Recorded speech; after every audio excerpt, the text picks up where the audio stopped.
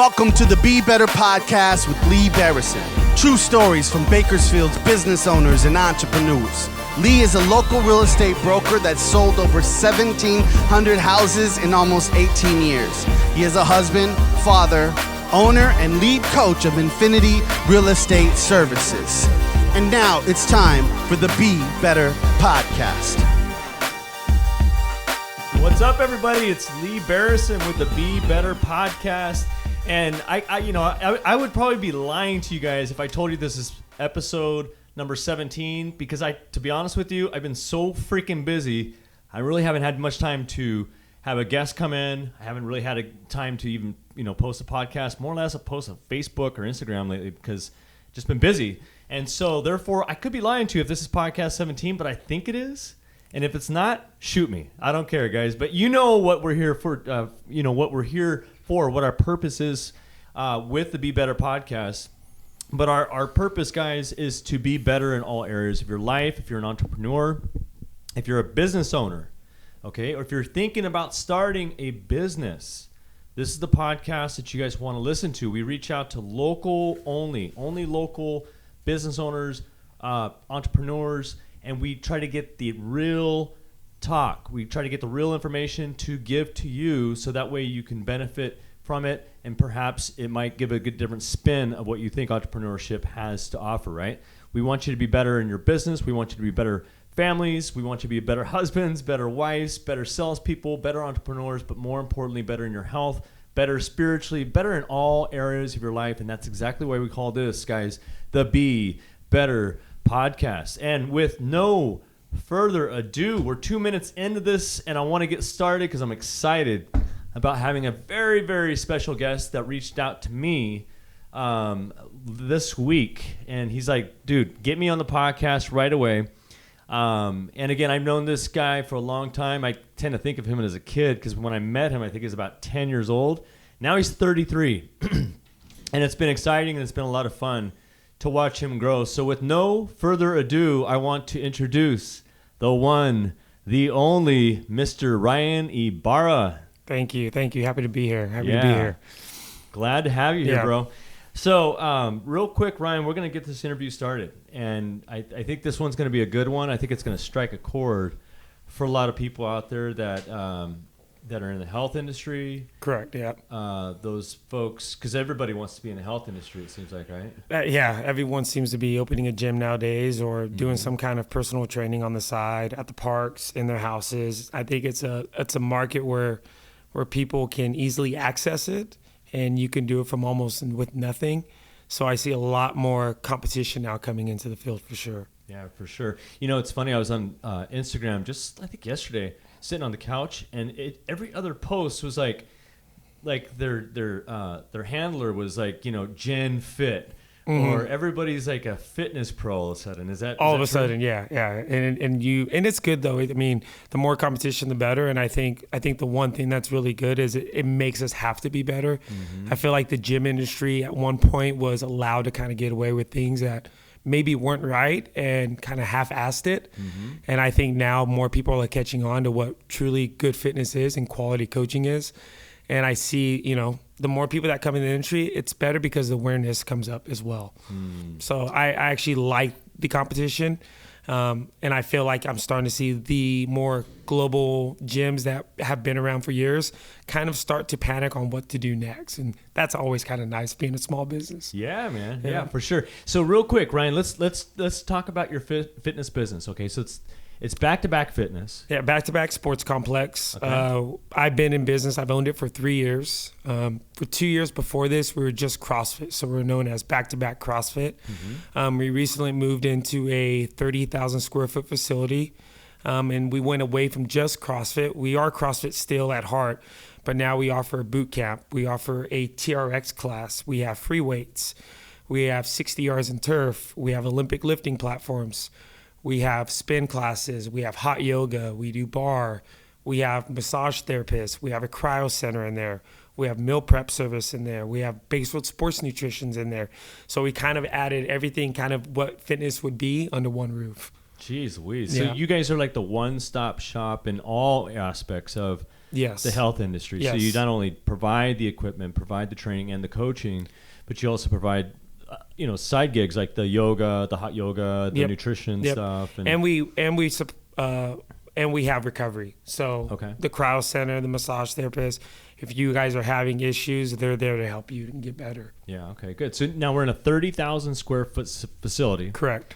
And this wasn't your first facility, though. This is my third facility in 3 years. Okay. So we've moved our location 3 times. 3 times in 3 years. Got bigger. Yeah, it got bigger. You needed more room. So tell me more about that. Like, being that you guys started off small, because would you agree that we all start in the bottom and we work our way up? Yep.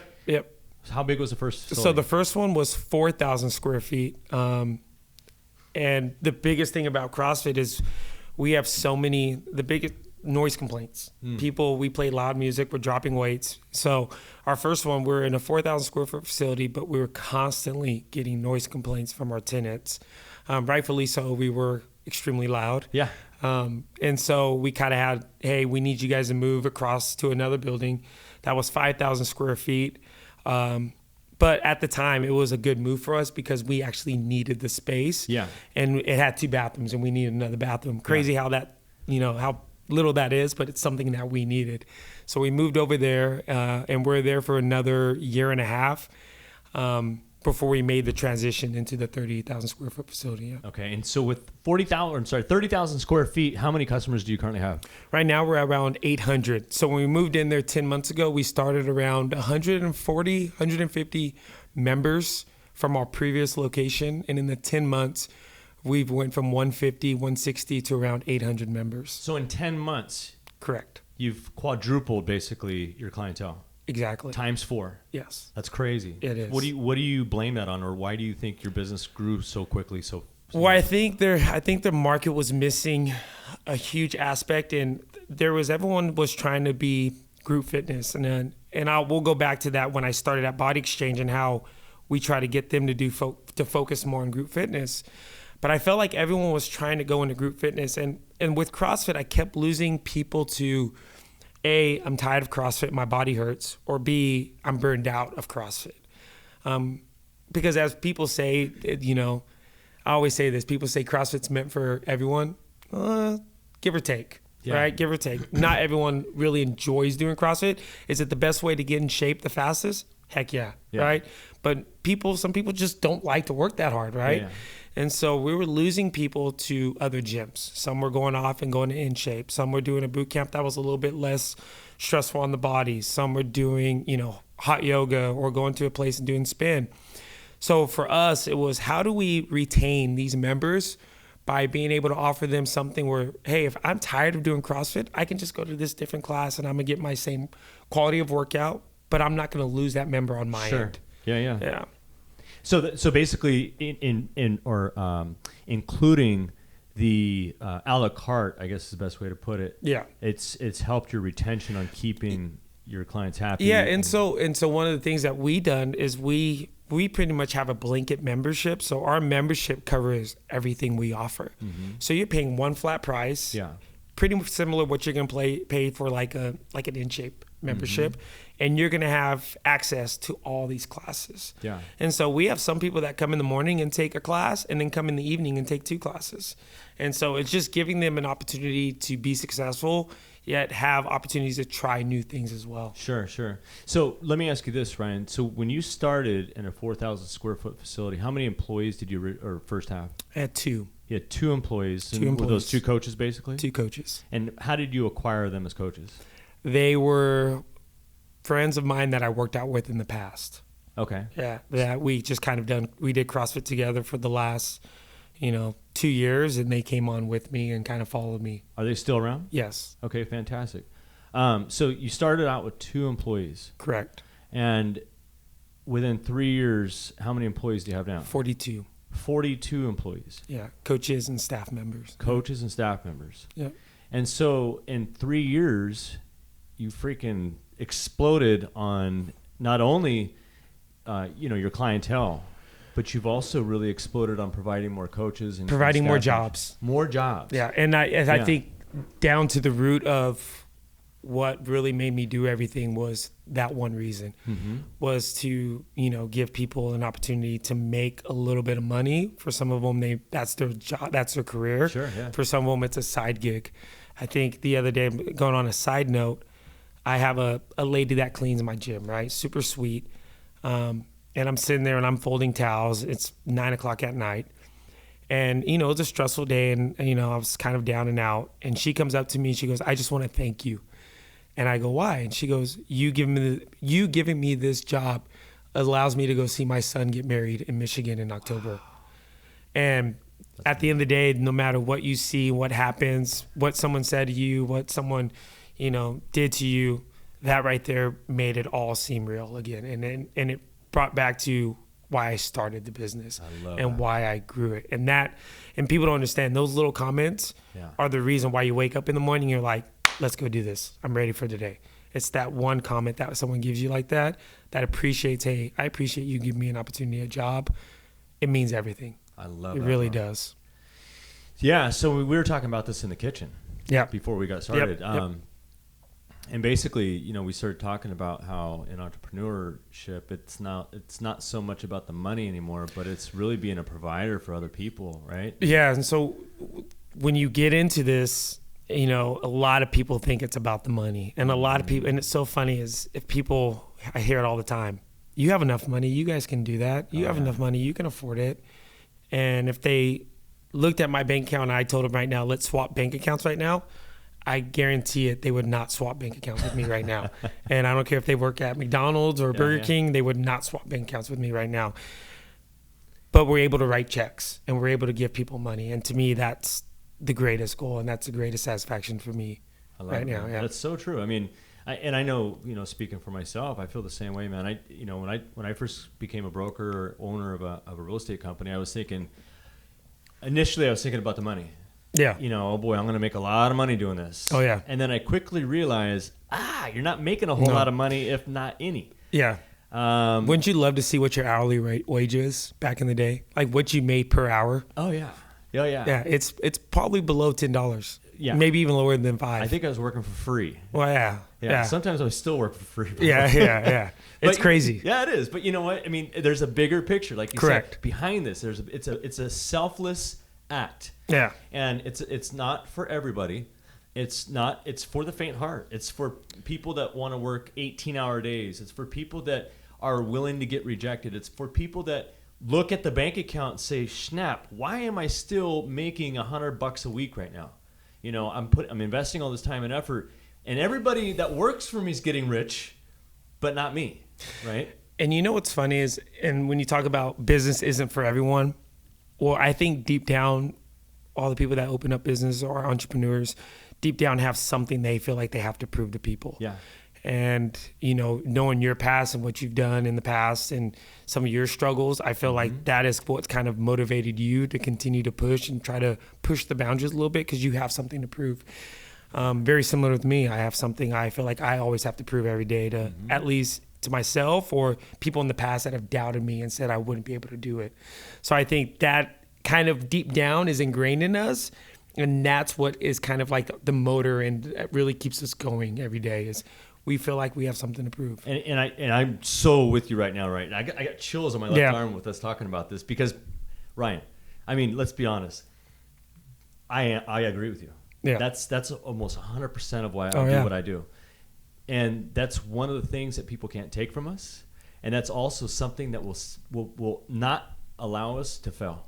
Because we know deep down there's nothing that can stop us when we have that motor that you're referring to. And we have something to prove. It's not a monetary. No, it's not. And approval. that's the weird thing is that, nowadays it's everyone cares about how much money they're being paid or the raise. And to us, it's just about, are we growing? Are we doing the right things? Are we building the business the way that we envisioned it? Right. And 100%. And to us, it's not about the money. And it's so weird that you get into a business and you're willing to live with those sacrifices that you have to make. And then it's really nothing. It has nothing to do with money. Nothing.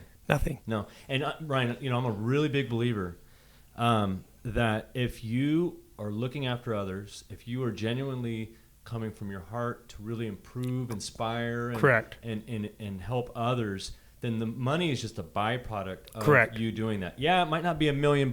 Yeah, it might not be $5 million, but it's going to be enough money that'll allow you to wake up in the morning and start your car and get to work again. Amen. Yeah. Yeah. Yeah.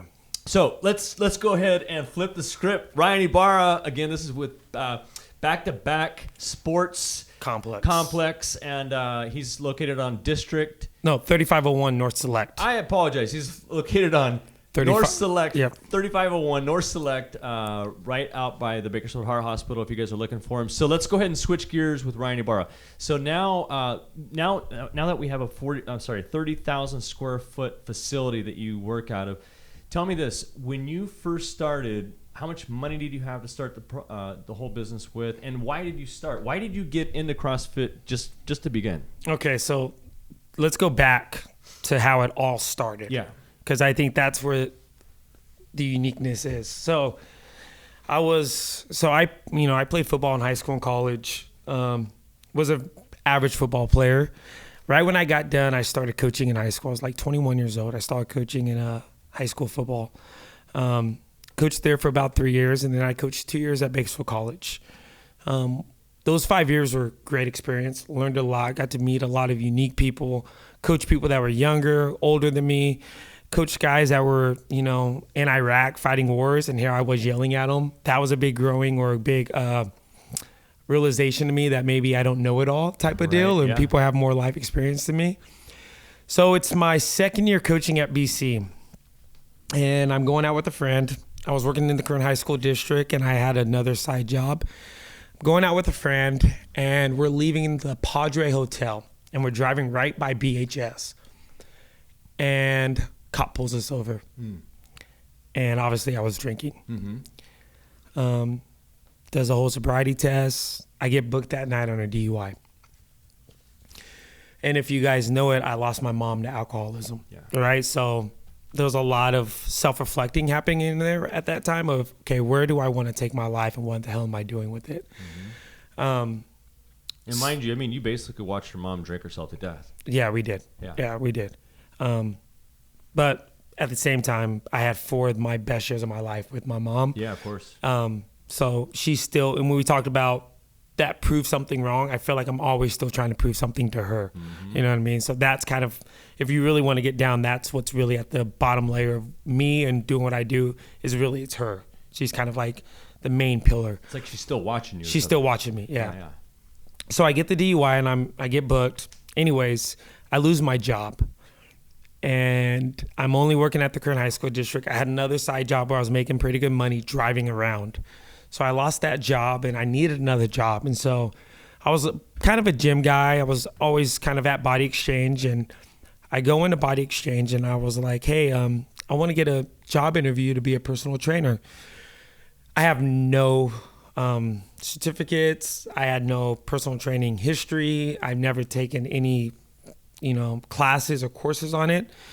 I get the interview and I pretty much tell him that your trainers are not very good. And if you go in there, back in the day, they were always on their phone. They were telling people what to do, texting on their phone. They weren't very hands-on. That day they hired me right away after I told them that. After you told the manager that his employees didn't know what the hell they were doing. I got hired right away. You got hired right away? Yeah. Okay, cool. So what happened next? Within like the first 2 months, I was making sales around $8,000 to $10,000 a month in personal training sales. I was working probably 10 to 12 hours a day, training back to back to back. Within 5 months, they made me a fitness manager. And in my first month of being a fitness manager, I sold $30,000 in personal training. Wow. Yeah. Guess how much they took? I don't know. $27,000 of it. So they basically paid you $3,000. Yep. And they kept $27,000. That was $3,000 that I made later after coaching. Yeah. So I sold them $30,000, but then I had to work each individual session. I got paid $20 for out of that $30,000. Got it. So it took 2 months for me to really get that $3,000. Sure. So you played the numbers game. Yeah, it just didn't make sense. So I met with them, and their personal training was kind of taking a dump at that time. And I go, hey, we need to go into group training. we have to get into what CrossFit gyms are doing in these boot camps, because that's where it's going. The fitness industry is going to group training. No one wants to work out alone anymore. They want to work out with people. They want to create a community. So they were all in on it. I made a huge presentation, showed them how much money they could possibly make. They were game for it. So the day came to where we were supposed to order the equipment and we were supposed to start launching this new program. I called them up. I said, hey, did we do any orders? Is anything done? They said, no, we didn't do it yet. Hung up the phone. I quit that day. Nice. Okay. I quit that day. I called up my friend, who I think a lot of people know now, not for a good reason, but it was Logan August, who owned Casey CrossFit, and he just got in that little issue with the sheriff's office and the drugs and all that stuff. As much as people are quick to bash him, I grew up with him. I love that guy to death. I'd be there if he ever needed me. People make mistakes. He just made a really bad one, but hopefully everything works out for him. He gave me an opportunity to go there and start training at his gym. But once again, I kind of made another bad business move. And I gave up too much percentage of what I was bringing in to him. So we made a deal where I was giving him X amount of percentage, and it ended up being I was giving him like $5,000 a month. And I was there for about 4 months, and I was training, making good money, but also, when you're hustling that much and you're writing someone a check that big, it hurts, right? Because you're the one that's there from 4 a.m. till 9 o'clock at night. Man. Yeah. And it's just, it didn't feel right. So we're going around and we're getting, we're trying to find a new place to train. So I'm taking all my clients to all these different places to train, and I'm sitting there one day and I'm training my client, and he was like, hey, come outside with me. I goes outside and he goes, what do you really want to do with your life? I go, I've always wanted to open up a CrossFit gym. I've always wanted it. I started really falling in love with CrossFit. I was like, I've always wanted to open up a CrossFit gym. He goes, okay. He goes into his truck, gives me a check, writes it out for $15,000, hands it to me and says, you don't owe me anything. I just want you to stop working for people. Wow. Yeah. Jeez Louise. Yeah. Okay, so what'd you do with that 15 grand? This is where it gets good, guys, so pay that attention. 15 grand, I went and met with someone that night, and I ordered $15,000 in equipment. So within a matter of hours, I spent the 15 grand. you spent all 15 grand on equipment. Did you have a location? Nope. So Had no location. Okay, so you had no location, None. but you just blew 15 grand on equipment, not knowing where you're going to put the equipment. I knew it was going to work out. But you knew it was going to work out. And why did you know it was going to work out? Because I was going to make it work. You were going to make it work. I was going to make it work. Is it that motor that's It was inside just. of us It was that you're just. talking about? It was just like getting that extra boost that you needed. Yeah. To know that I can do this, right? And someone believed in you. And so after that, we went to all my clients. I had like 15, 20 clients, and I asked each of them for $2,000. And obviously they would never have to pay with me again, but I asked each of them for $2,000. I think 80% of them gave me $2 grand on top of that. So that's how the money started, was 15 grand, some money from my dad, and then the money from my other clients. Interesting. So, golly. So 15 grand, blew it that no night. Location. How quickly were you up and running with back-to-back CrossFit? So we were, so it's funny now. So finding a location was difficult because I think location is key. You have to be in a position where you're centered, where multiple people can reach you from different parts of town. Sure. Similar to how you guys moved off of Truxton, it's the accessibility is a lot better. Yeah, correct. So we were looking at a place off of Landco. And remind you, I had $15,000 in equipment, but I was sold on this building. I said, if I don't get this building, I'm not opening a gym. I just knew I had to get this building. Yeah. And fortunately, I think 3 months down the road, we ended up getting the building. But the equipment didn't come in yet.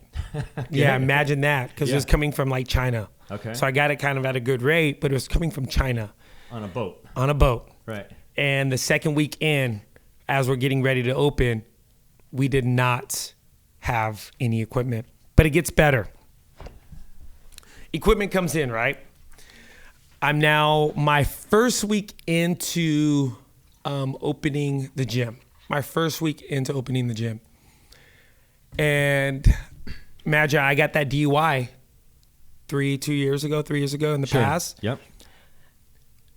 I'm going to be totally transparent. I never took care of my steps. So I was supposed to go to steps and do all the sobriety Which is the classes. the legwork after you get a DUI. You got to go for steps, right? Yeah. It costs money. Yep. And time. So imagine when I got the DUI, I took 1 year of fighting it because I was in college. I didn't want to lose my driver's license. Sure, yeah. So my attorney fought it for a year. And then the 2 years, I just didn't take care of business. And it was, a FUBAR on my end. So first week of opening the business, I'm like, okay, I got to go get my steps. I need to go get done with those courses because I need to start being able to comfortably drive again. You want to be legit. Yeah. Yeah. I go to court. I'm going to go and get my classes. I'm excited. Okay, let's get this done. I think I only had like 3 classes left. I give him my paper. I go up in front of the judge.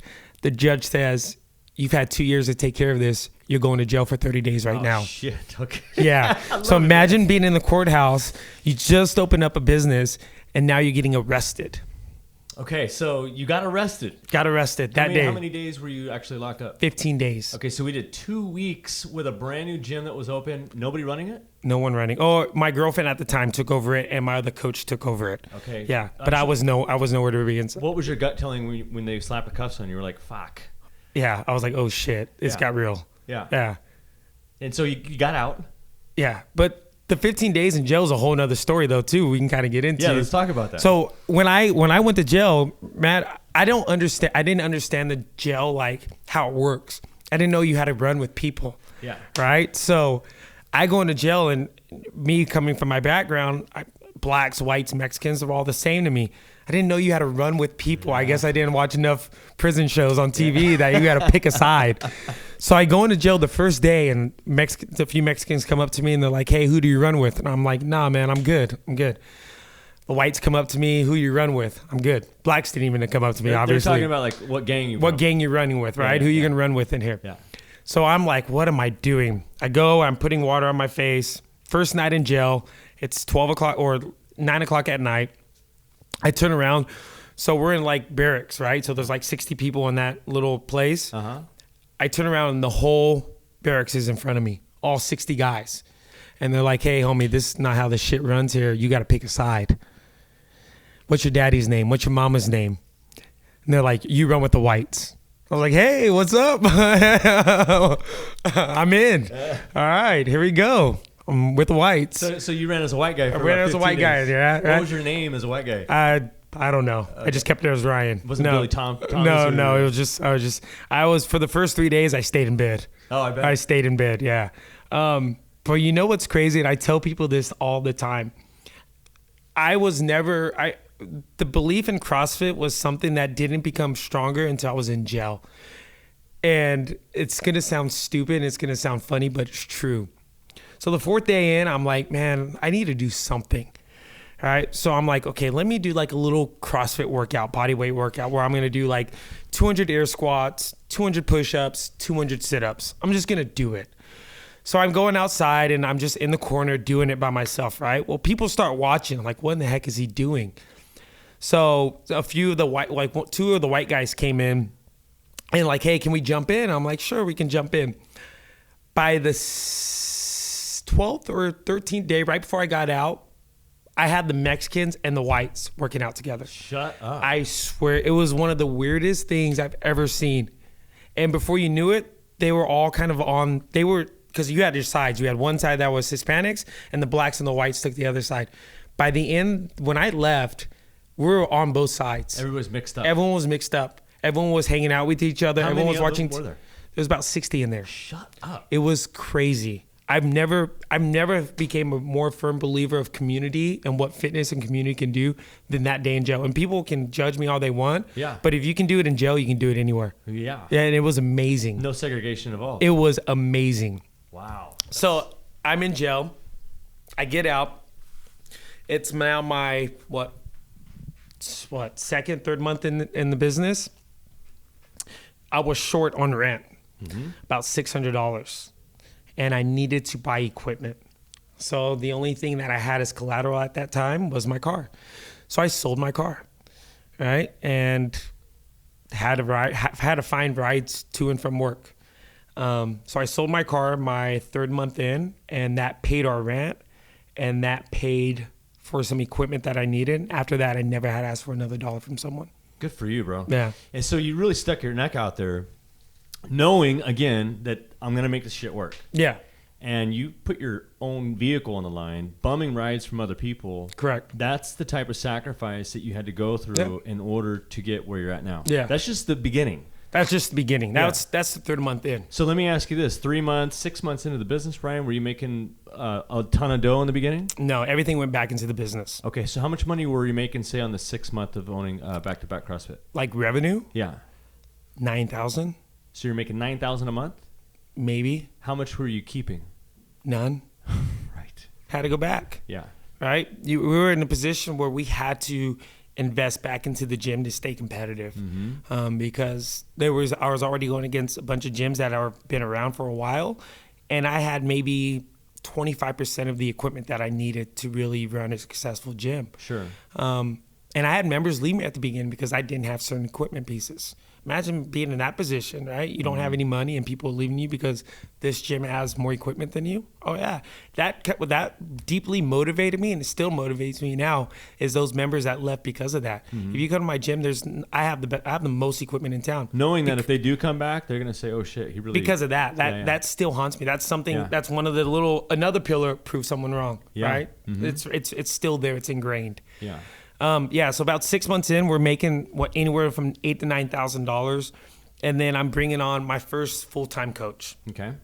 Right, and so now I have the obligation to have to make his life at least work now. Sure. I have to at least pay him a wage that's going to keep him around with me. Because you're not just responsible for him, but you're responsible for his wife, his kids, his At the time, he just had a girlfriend. Now he has a wife and kids, and Sure. he went into firefighting, which is really good. But yeah, I had to take care of him. You know what I mean? And so we grew, and then we moved into our second location. I think around 10 or 11 months in. Okay. 10 or 11 months in, and then we did a little bit better. We got up to around $12,000 was our revenue. And how many coaches and staff members then? I want to say I had about 5. Okay, so And we went from one to two, two I'm sorry, to 5. to 5, upgraded by 1,000 square feet.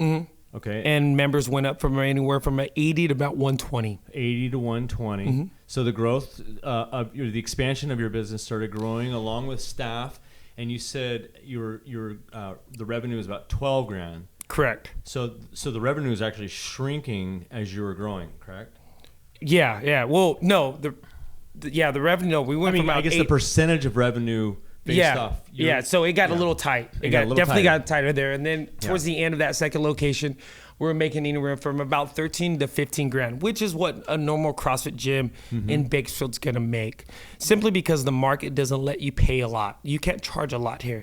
Brian, I apologize. Did anybody coach you about this? Did you have anybody to None. mentor with? Anybody that owns a CrossFit gym? No. So all of this was based off trial and error Yes. and your own Yeah. thought process And experience. just looking at numbers. And one of the things I told you about this, and I told you earlier when we were talking, in my business, and the thing that has made me kind of grow as fast as I've been able to is I've been able to roll the dice. Yeah. And if I made a mistake, I can always go back. And that's one thing that my gut tells me that day to do something, I do it. I barely ever second guess my decisions. Let me ask you this. Do you trust your gut or what's happening in your head? My gut. Yeah, 100%. So real quick, let me just stop there for a minute. But if you listen to what Ryan's saying right now, guys, is that, and we talked about this earlier, is I asked him, do you think success loves speed? He says, well, what do you mean? I said, well, there's two types of people. There's the people that trust their gut and just run with it. Or there's the people that have a thought process that they have to go through where they start negotiating with what they're thinking about doing, where they start questioning. And before you know it, it's taken too long. And guys, he's so right, because I'm a big believer on trusting my gut. Sometimes it gets me in trouble. Sometimes I made the wrong decision, but the wrong decision, like you said, you can fix correct. it. You can fix it, but you can't ever fix something that you never started. Correct. So therefore, the success loves speed, meaning action is superior to the thought process. Action is superior to anything else, because you have to take action, learn from the action, chronicle it, fix it, and then move forward again. Yeah, right. That's exactly right. I think I think mistakes and failures are great in business because it makes you adapt and it makes you have to learn. I've made thousands of mistakes, and you learn from and every I failed single one of them so many times in this business. I've had those nights, and I think you've had those nights where we sat there in our house or in the corner of a room crying because we didn't know what was going to happen tomorrow. Oh yeah. Right? I didn't know if I was going to be able to pay the bill. I didn't know if my PG&E was going to be paid. I didn't know if rent was going to be paid. I didn't know if I was going to be able to eat that day or tomorrow. Yeah. Right? And the struggle gets there. And if anyone's looking to open a business, there is so many positives in opening a business. There's so many gratifications in opening a business, but just be ready that shit is rocky and shit is not fun at times. But you have to have hope, and you have to find your why of why you're doing this, or like what's deep down inside you that's making you that's going to burning push desire. you. Yeah, that's going to push you through those moments of triumph.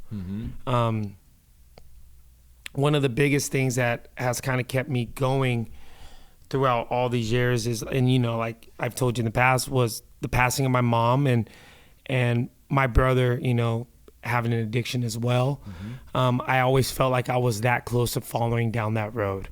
I've caught myself in times where my addictive personality is starting to come out, and I can see myself becoming what they had become really quick. Yeah. And I think that's kind of deep down what's kind of kept me going was I don't want to be like them or end up in situations that they were in.